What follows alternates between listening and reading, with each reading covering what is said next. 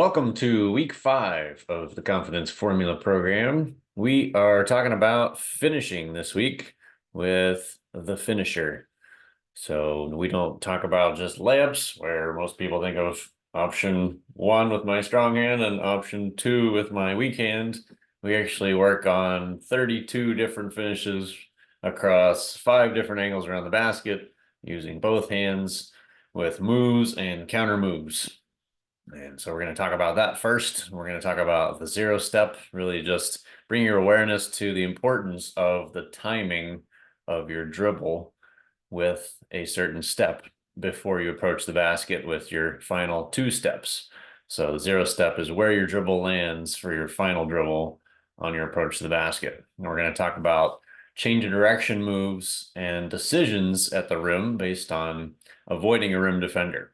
And then we're going to talk about finishing through contact. So kind of giving you a framework to think about whether you should finish through contact versus force the defender to really overplay one option and use a counter move instead, with the ultimate goal of getting comfortable finishing with any hand off of any foot anytime. That's like my big ideal vision for you as a finisher around the basket. So let's jump into some moves and counter moves. We're going to start with the simplest version of any finish at the basket, which is the final 2 steps without any dribble needed. So pretending we either just caught a pass on a cut or we just picked up our dribble, we are on our 0 step, and now we have our 1-2 finish. So we're going to work on what we call outside hand versus inside hand reverse layups, getting our hand farthest from the basket or closest to the basket, inside and outside. We're going to work on a Euro step as one of our counter moves. And we're also going to work on some stop and pivots, some of which you'll have seen already with our 3 stops framework we've been working with. Our hockey stop is used a lot in some counter moves where you can stop, pivot, and come up with options, even though you're out of steps and without needing another dribble. And then we're going to talk about the framework for decision making, I call the light switch, kind of thinking about only 2 options, having a light switch that's always on. Like I always know I'm going to make this right hand default layup. I'm not going to change it to a finger roll or a scoop shot or anything fancy unless I really have to. I'm just going to go make it every single time. And then when the defense overplays that, we flip the switch and our counter move gets us a lot of free and open space. So we're going to see a bunch of different options around the basket, some of which will be familiar to you. Some of the pieces we've been working with, like our pizza pan, demonstrating here on our shoulder, getting our knee above our hip, getting our final 2-finger push, just reviewing some of the pieces we've already been working with. Elbows to ears, trying to protect the ball as we're going through the paint. And we're starting simply from our standard 45-degree angle layup, where most of us practice only this angle in like warm-up lines in the game. We're going to start building from here. So next one is an inside hand finish. So we're on the left side of the basket. We're shooting with our right hand, jumping off our outside foot. Across the rim finish, we're simply going across the backboard. Euro step, we go from inside to outside and end up finishing with our inside hand. We're going to do that from multiple different angles to get you comfortable whenever a defender takes away your path to the basket. Circle finish here, getting our head under the rim, wrapping our hand around it. And then our Euro step reverse layup, one of my favorites. If you watch me play pickup and I get a fast break, it's kind of my go-to move. If I don't have a straight layup, I'll Euro step and go reverse on the other side. Euro step floater is one of my favorites, getting space away from the basket and away from the D to get sideways and get up into a floater. This is the outside hand reverse. I'm coming underneath the backboard, pointing my toe to the free throw line, using my hand that's closest to the baseline or farthest from the basket. Inside hand reverse is just the opposite. Other side of the basket, same idea. Outside hand is now my left, coming from underneath the backboard, and I'm turning my toe to the free throw line to set up body angle. And then the inside hand reverse is here. My right hand is closer to the middle of the court. So that gives you the basic framework from our 5 different angles. and we're gonna build a big skill set from there. Okay, foot and ball timing, what we call the 0 step, is the step that hits the floor when you dribble. Dribble and foot hit at the same time, that's a 0 step. It's important because if your dribble is too early or too late, you can end up either traveling. If it was an early dribble before the step you normally would take or intended to take, you'll probably take 3 after the dribble and end up traveling.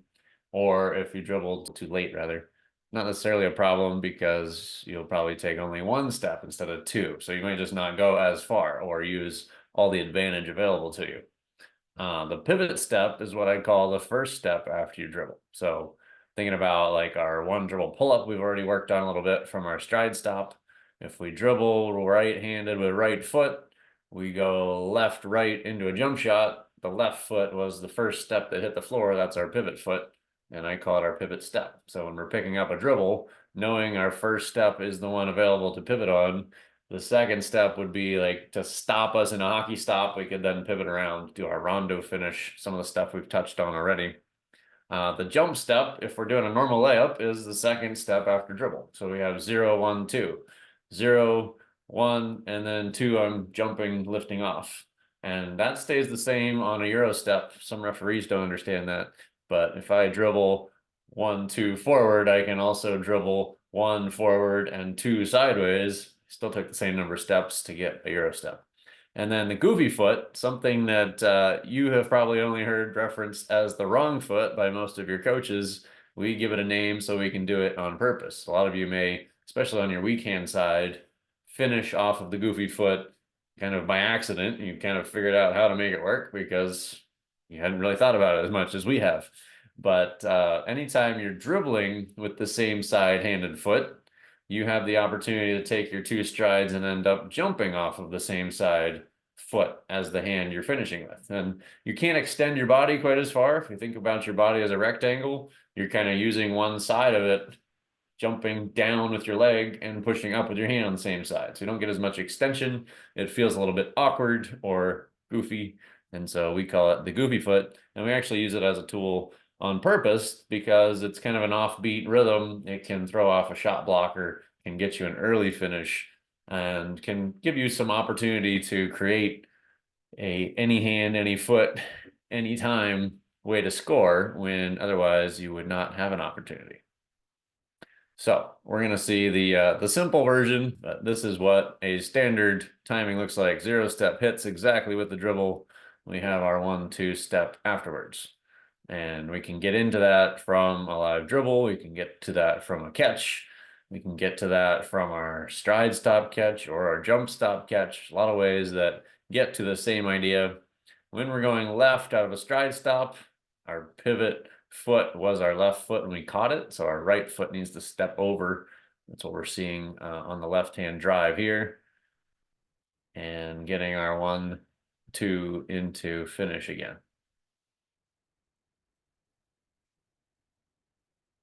So gives you basic idea. It's, again, probably something you guys already do without thinking about it much. I'm just raising your awareness of what that looks like and giving it a name so you know what I'm talking about. All right, the fun stuff, decisions at the rim. One of my favorite things to work on is decision making.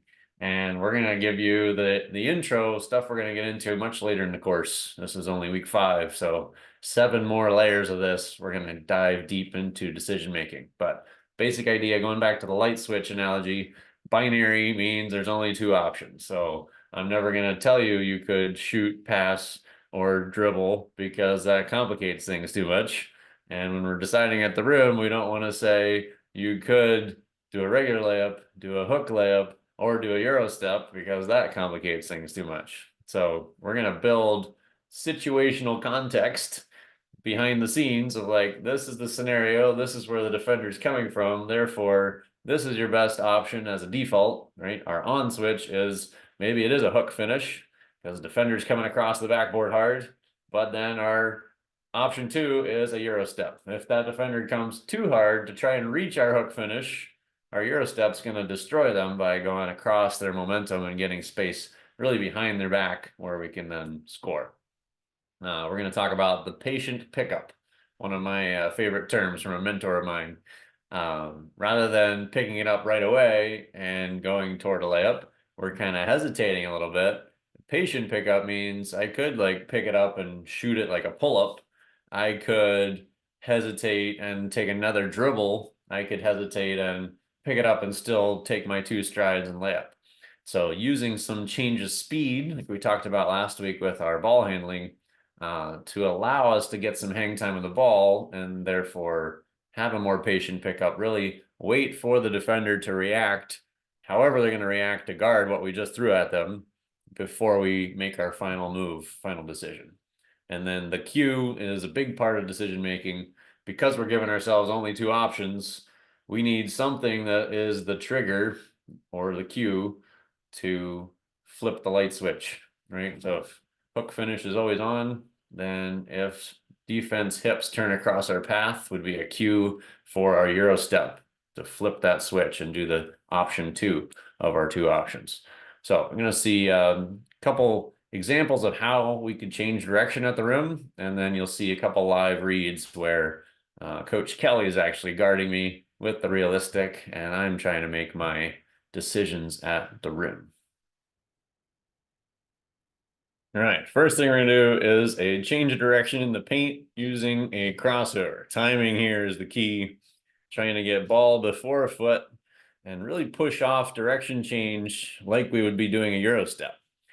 Then we're gonna go spin move, similar all these using a second dribble. So we would have already attacked to the paint and then second dribble, change direction, wrapping behind the back. It's very similar to the front crossover, timing and position wise, footwork wise. Spin move, we're trying to get our toes to open up toward the free throw and then rotate again to face the baseline and end up jumping off 2 feet, what I call braced for impact, so that if a defender knocks you when you're spinning, you're not knocked off balance. Pro hop, we've been working on a little bit from our jump stop approach week 3. And then here we're going to get into some decision making. So again, the on-off switch analogy applies. I'm going for layup. When that defender takes away the layup, I change direction. And really what we end up talking about is the decision point is the same. And all these moves that you could be using to change direction are all pretty equal, right? It doesn't really matter which one I'm going to do.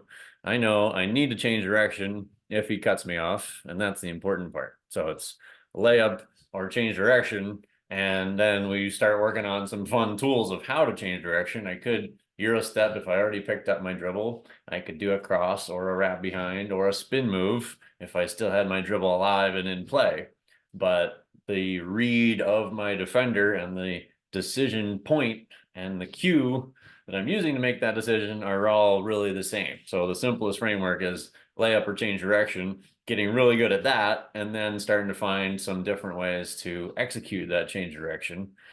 All comes from the philosophy I have of building skills downstream from decisions. So we get good at the decision, make it a on-off switch scenario, and then when it's an on switch, we know a lot of different ways to finish around the basket.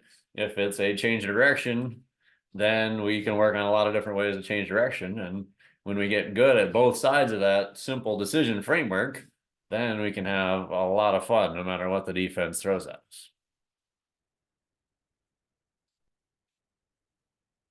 All right, finishing through contact. So all of that changing direction option stuff is kind of where I like to live, where my brain stays for a lot of the time, kind of what I would talk about as the finesse side of finishing, where we're really avoiding contact. We're just destroying the defender when they overplay us and avoiding contact to come up with free space and therefore better quality shots.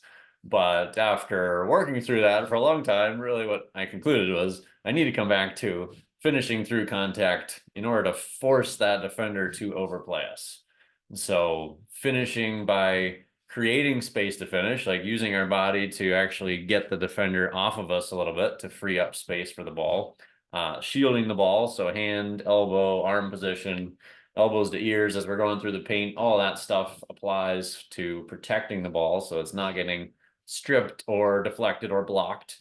And then absorbing contact, so like physically being able to jump through somebody hitting you pretty hard and absorbing that, usually on our inside shoulder where a defender is going to live between us and the basket, absorbing a lot of contact on that inside shoulder and elbow and still being able to finish with the outside hand, making that and one a possibility. And again, frustrating the defense by still scoring when they like gave it their hardest shot at stopping us. Then they're eventually going to take that frustration and overplay too hard. Like they're going to jump across our path to stop our outside hand finish. And then all of our change of direction moves are that much more effective. So, like I just talked about with the decision framework, if we get good at a lot of different options of finishing and changing direction, and we start building the capability and the comfort level with finishing when they do foul us, then kind of just opens up Pandora's box where every counter move that we would normally do is much more effective because we are capable of finishing through contact. And we're not just changing direction because we felt like it or we learned this new cool move. It was we changed direction because the defense had to try so hard to stop our regular layup because we always make it even when they foul us, that now our counter move is really, really good. And they're even more frustrated because they tried to foul us and like take us out of the play, and we simply Euro step sidestepped them and got a floater instead, and they swung at air and completely missed what was intended to be a hard foul to really stop us. So we're going to be using our realistic as a bumper pad. You can see here I'm giving a pretty good shove to the side. Your challenge here is to stay with both feet in the paint and absorb that hit that's trying to knock you off target and keep your toes running toward the rim. And then we're going to do it on the first step, what I called the pivot step. We're taking a hit. This is probably the most difficult one because you're on your outside foot while you're getting hit in that direction of your outside foot. So you're on your right foot here, getting hit to the right. Very difficult to maintain balance and control. And then the third one, probably where we're most comfortable, where we're most used to being hit, is right at the jump. So this is your on-ball defender just clobbering you or bumping shoulders with you as you're going up to shoot it. And we're going to try to get better at body control and again, absorbing contact, leaning into that defender a little bit so that they can hit us but not stop us. Going back to our week 2 footwork finishing, our stride stop here, we're going to work on a power layup with that outside hand and dribble and step, and then a 1-2 stop, and work on doing that through contact. Then the last part here is when we still have a dribble. So using the dribble and our 0 step to hit that defender. So a lot of times we'll have an on-ball defender close to us, kind of getting in our path, and we've got a momentary opportunity to bump them with our inside shoulder and actually clear some space for our next 2 steps to get us clear all the way to the basket. So summarizing, moves and counter moves, really the focus of the week is getting comfortable with a lot of different options, at least the last 2 steps of a lot of options, because the approach footwork wise and dribble wise tends to be the same. There's only 1 or 2 ways that we're going to get into that final dribble. And from there, the last 2 steps are where we have the most differences. Then we're going to work on decisions at the rim. Can we make a straight layup versus change direction? Get comfortable with that. Get comfortable with how and when to make decisions and how to execute the skills that go with each side of that decision. We're going to work on the 0 step, both for our standard layup and for our goofy foot approach, trying to get outside hand, inside foot, outside hand, outside foot, get comfortable with different combinations and just really raise your awareness about when that step happens and when the ball hits the floor, how can you use those next 2 steps after the 0 step? And then we're going to go through finishing through contact. Could be a lot of fun, get knocked around with a pad, get more comfortable with finishing the and one all the time. And again, the ultimate goal here is to get you where no matter what happens around the rim, you've got an opportunity with any hand, any foot, any time, you're going to come up with a way to score no matter what the defense does to stop you.